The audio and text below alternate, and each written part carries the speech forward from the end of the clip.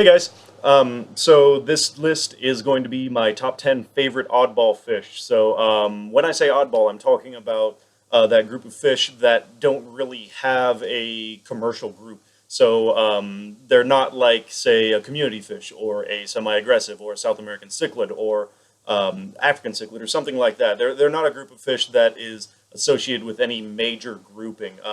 And oftentimes they look much, much different than what you think of when you think of the word fish. Um, so a few things before I get started. Like I said, all these fish are very, very different. They are all large animals. In fact, the majority of them are what would be considered tank busters. Excuse me. So you need to keep that in mind when you're keeping them. Also, a lot of these animals cannot be kept with tank mates. If you keep or try to keep them with tank mates, you will either lose the tank mate or you will have severely injured fish in the process. Also, some of these animals are illegal in the U.S. or at least very, very difficult to get in the U.S. One of the animals on here is a federally prohibited species, so you need to make sure that wherever you are, these animals are legal if it's something that you're interested in. Besides that, experience level. So this is a top 10 list. Some of these animals could be considered beginner, and I use quotations around that because in the respect that they're beginner is the fact that they're beginner oddball species or beginner tank busters even. They are much too large for a true beginner to handle, and some of them can be outright dangerous, especially to the inexperienced keeper. So you want to keep that in mind when you are looking at these animals. I'd say that even the smallest and easiest to care for of these animals is still an intermediate animal, and the rest are either experienced or professional level animals, or maybe professional isn't the right word, but experienced or very, very experienced amateur level animals. Besides that, a lot of these animals can be seen on the show River Monsters. Copyright, I do not own River Monsters. I do not write for River Monsters. I do not film for River Monsters. River Monsters is not mine. I'm just talking about it. River Monsters does a really, really good job of making things that are not scary, scary. And I feel like Jeremy Wade is smart enough to know that that's not really how these animals should be presented, rather. There are very, very few freshwater fish that should terrify anyone. There are very, very few animals in general that should terrify anyone. Some animals need a healthy respect, for sure. And that may present itself as, being wary around them and stuff like that. I'm not saying that you should go up and hug a grizzly bear.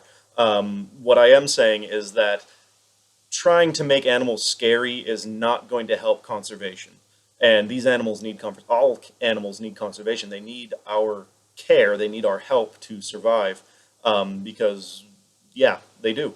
Not going to get too deep into that, but think about that. I really like watching River Monsters, but generally when I do watch it, I watch it on mute because I really don't like to hear Jeremy Wade try and make these animals scary. I think that they're beautiful animals. I think they're really cool animals. I don't need him to tell me how terrifying they are and how many people that allegedly they've killed, even though that's not really that accurate. So enough ranting about River Monsters. I feel like Jeremy Wade is trying to bring awareness to these animals and trying to bring conservation awareness to these animals, but I feel like maybe he's going about it in the wrong way.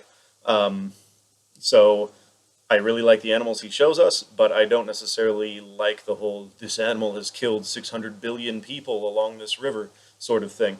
Hyperbole aside, of course, 600 billion people. Anyway, so without further ado, let's do my top 10 here. Number 1 are Hopless species. So Hopless are known as the Tahira, or South American wolffish. They're very, very cool, rugged-looking animal, very, very simplistic-looking, very drab coloration, kind of grays, browns, and greens. One cool thing about them is that they can change color. You can see the animal in the morning, it'll be solid black. You can see the animal at lunch, it'll be kind of a slate gray color with black or a darker gray mottling. You can see it around dinner time and it'll be green, and you can see it at night and it'll be an almost like light silver color. They can change coloration quite a bit throughout the period of a day. They are extremely aggressive. It's generally not recommended that you try and keep them with anything else. Um, it can end very poorly for the other animals. Even if they aren't capable of killing the animal, like if it's a larger, say, armored catfish or something like that, they will do their best and they can permanently damage the animal in the process. Um, so generally, they should be kept alone or in a species-only tank if you're sure that you have a pair. Full grown, you're talking about a 30 to 36-inch animal. Hoplias aimaras can get very large and they are quite aggressive. So when I was first keeping Hoplias, they were all sold as Hoplias malabaricus. Uh, that is because they didn't really know what they were sending up. They were sending them up as like 2-inch individuals or maybe even 4-inch individuals, and they were just scooping them out, throwing them in a box, and sending them on up. They didn't really care what they were sending. It was just ooh, a wolffish. Now you've gotten into your Aimaras and your blacks and all that stuff, and it's gotten a lot different, and sometimes I see mislabeled Hoplias. So whatever you buy, make sure that you're familiar enough with it that you know you're getting what you are actually ordering. They're really cool fish. They can be quite vicious, like I said before. So watch your hands when you're in the tank and stuff like that. Number two, ornate bicars.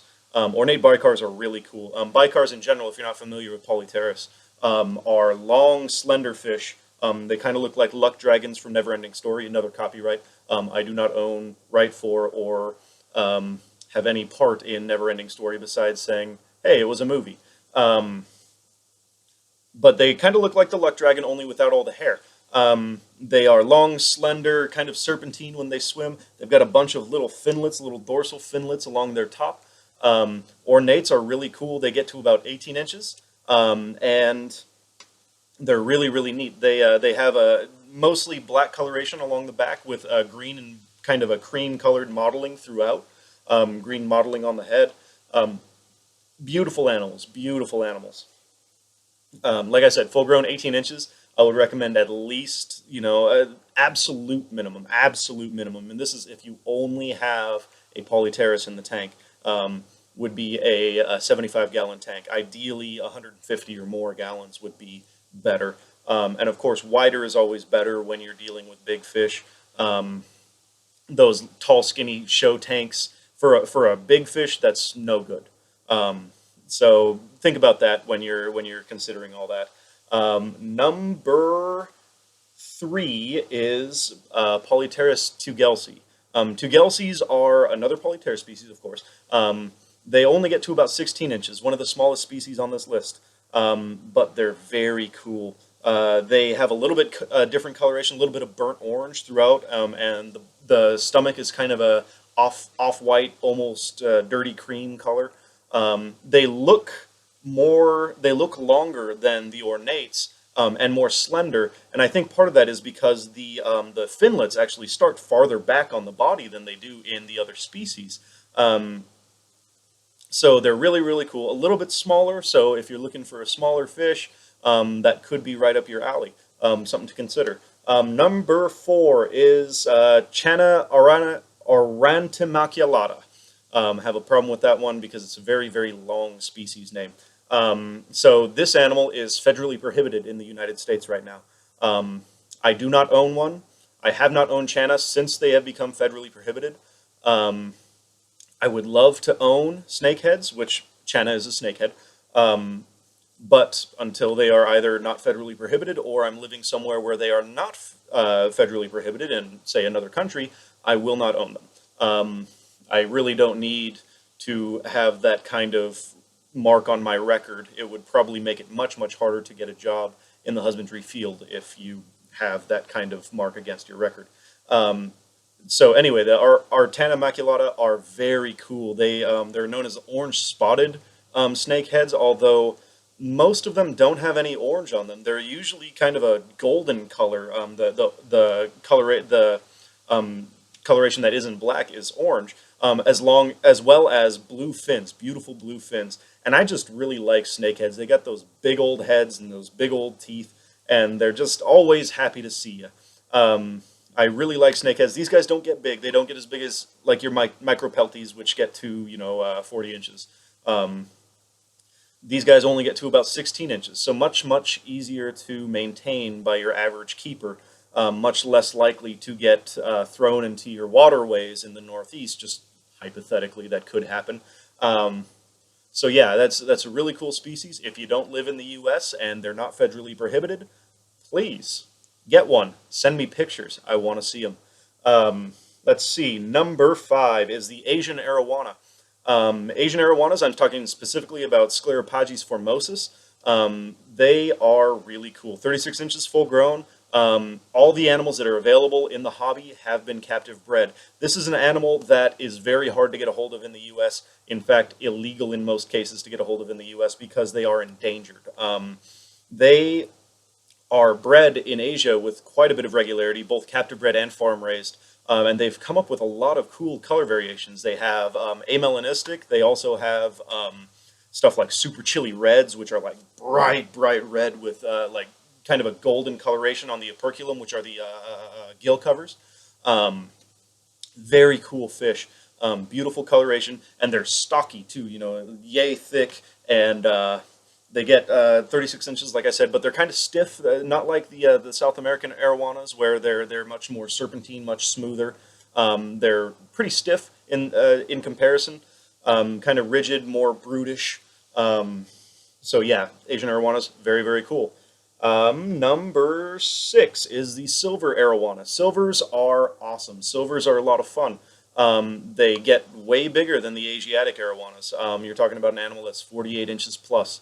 So good amount of more size to them than the other arowana species that are generally available. They are much more slender, much more serpentine, very smooth movements in comparison to the Asian arowanas. They are also generally much more available in the hobby. That does not mean that they are a more beginner appropriate fish. They, like I said, 48 inches plus. So you're talking about a big tank. Ideally, you would have something at least 48 inches wide, at least 48 inches wide. So think about that. Absolute minimum would be like 36 inches. Since they are so slender, they can and flexible, they can turn a little bit tighter. But really, at least 48 inches you would want for them. So you're talking about a 300 plus gallon tank at absolute minimum. So something to keep in mind. They are otherwise very beautiful, very cool. They come in a couple color variations. I believe there are albinos available and platinum, which are solid white with black eyes. Very neat. Number 7 is the Potomatrigons. So these are the South American freshwater stingrays. There's a lot of species out there available. Stuff like teacup rays, which is actually just kind of used to label a size of stingray as opposed to a different species, although there is a species associated with that common name. Generally, there's a mixed bag when you see teacup rays available. Probably the most common species is the Matoros, which are I believe, bullseyes are what they're called. They have a bunch of, or orange spots. They're kind of a kind of reddish brown color with these nice orange spots all over their backs. Probably my favorite is the Leopoldis, which are the polka dots. They are black with beautiful stark white polka dots all over their backs. They get a bit bigger. Many of the species get a disc diameter of 30 plus inches, so that's a big fish. That is a big ray, even for any keeper. That's still, you need at least a 30 plus inch wide tank for any of those animals. So think about that, because that's a big tank, and those are big fish. They are also venomous. They have a venomous spine on their tails, so the inexperienced keeper should not keep them, or at least should work with them under an experienced keeper first, so you're not getting stabbed by a venomous spine and losing a lot of tissue in the process. So yeah, cool species, but buyer beware. Number 8 is the electric eel. Electric eels are really cool. Another dangerous animal that should go kind of without saying. They're really cool. They're not actually eels. They are actually a knife fish species. So knife fish use electrosensory to find their prey. Electric eels also do that, but they also use their electrosensory to subdue their prey and also to destroy predators, for lack of a better word. They have quite powerful electro output. They get big too. You're talking about a 6 foot animal, so again, a large tank is a must for these animals. The bigger the better for these guys. Even above ground pool may be a good idea, or even a custom heated pond or something like that. That's for any of these animals really that get over 20, 24 inches. That is something to consider, because large glass aquaria are heavy and hard to deal with. Even in wall aquaria, if you can afford something like that, is great. But again, like I said at the beginning, none of these animals are really beginner animals, and this animal is especially not, because they get enormous. And let's talk about the electricity a little bit. If you get electrocuted, that can be a medically significant event. Not always, but in many cases, it can be a medically significant event. And yeah, that's probably as close to a good disclaimer as I'm going to get. They are not definitely another one that's not a beginner animal, but I really like them. They've got a beautiful kind of reddish orange stomach and a nice black dorsal side. Tiny little eyes, though. It's if you didn't look at them closely, you would assume that they don't have eyes. Let's see, number 9. Excuse me, I burped. Is the Mabu puffer. Mabu puffers are really, really cool. They're African freshwater puffer species. Fully freshwater, not like your green spotted puffers and your takafugus and stuff like that. They can be kept full freshwater. In fact, low pH freshwater is preferential because they come from some of the more sluggish swamp areas and rivers and stuff like that. They're very cool. Puffers in general, freshwater puffers in general, are a lot of fun. They're very intelligent. They like to watch everything that's going on outside of the tank. They can get to familiarize themselves with individual people. Some things about puffer care. First, Mabu puffers get 30 plus inches. Big pufferfish species. They're actually, one of the other common names is the giant freshwater puffer, and they earn that. They do get quite large. A little bit about puffer care, though. They cannot be kept with anything else. They will destroy any other live animal that they are kept with. And to that point, snails should be a regular part of the diet because they have a beak, and that beak will actually overgrow if they don't get enough hard food in the diet. And snails are a great way to do that. Live mystery snails or apple snails or something like that. Whatever is available at your local fish shop.